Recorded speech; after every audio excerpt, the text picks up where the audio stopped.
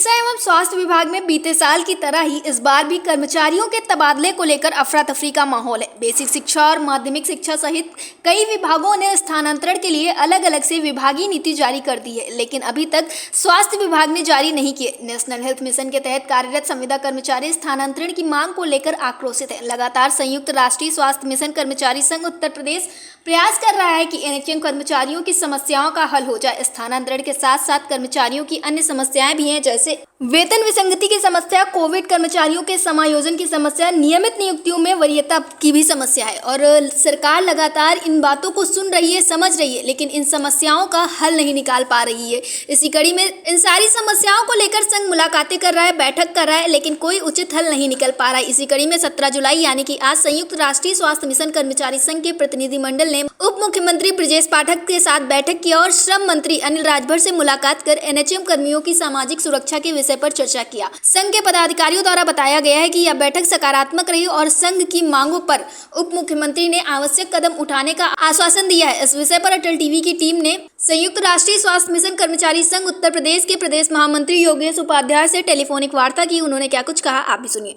योगेश जी, हमारे चैनल अटल टीवी पे आपका बहुत बहुत स्वागत है। खबरें निकलकर सामने आ रही है, 5000 संविदा स्वास्थ्य कर्मियों को उनकी सेवाओं से हटाया जाएगा, जिनकी तैनाती कोविड के समय पे हुई थी। इस बात में कितनी सच्चाई है, पूरा प्रकरण क्या है? जी, कोविड काल से रखे गए संविदा कर्मचारियों को जी 3 माह करके उनका सेवा विस्तार किया जा रहा था। लगभग पिछले सितंबर में उनकी सेवा समाप्ति का आदेश एक बार निर्गत हुआ था, तो लखनऊ में संगठन के आह्वान पे सभी कर्मचारी माननीय उप मुख्यमंत्री जी के यहाँ उपस्थित हुए थे, जिसपे माननीय उप मुख्यमंत्री द्वारा स्पष्ट किया गया था किसी भी संविदा कर्मचारी जो कोविड में काम किए महामारी के दौरान उनके साथ कोई अन्याय नहीं हो पाएगा, उनकी सेवाएं चलती रहेंगी। और उनके माध्यम से और भारतीय मजदूर संघ के माध्यम से अभी हमारा पहल रहा है। माननीय मुख्यमंत्री जी का भी यही वो था, मानना था कि ऐसे कर्मचारियों को एडजस्ट किया जाए कहीं पे, जिसके क्रम में माह दर माह 2 माह 3 माह या 1 माह करके सेवा विस्तार अभी तक होता आया है। पिछले माह जो विस्तार हुआ था 1 माह का हुआ, तो उसमें ये कहीं नहीं लिखा था कि ये अंतिम माह है और विस्तार नहीं होगा।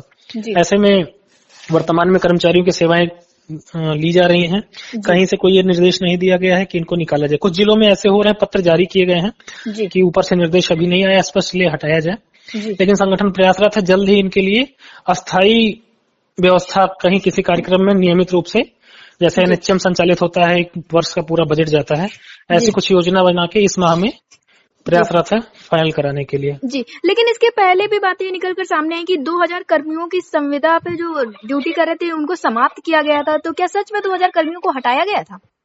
हाँ, जब महामारी थी उस समय कर्मचारियों की संख्या ज्यादा थी और जैसे जैसे महामारी कम हुई तो संख्याएं कम हुई तो कुछ जनपदों में ऐसा हुआ कि संख्याएं कम की गई थी।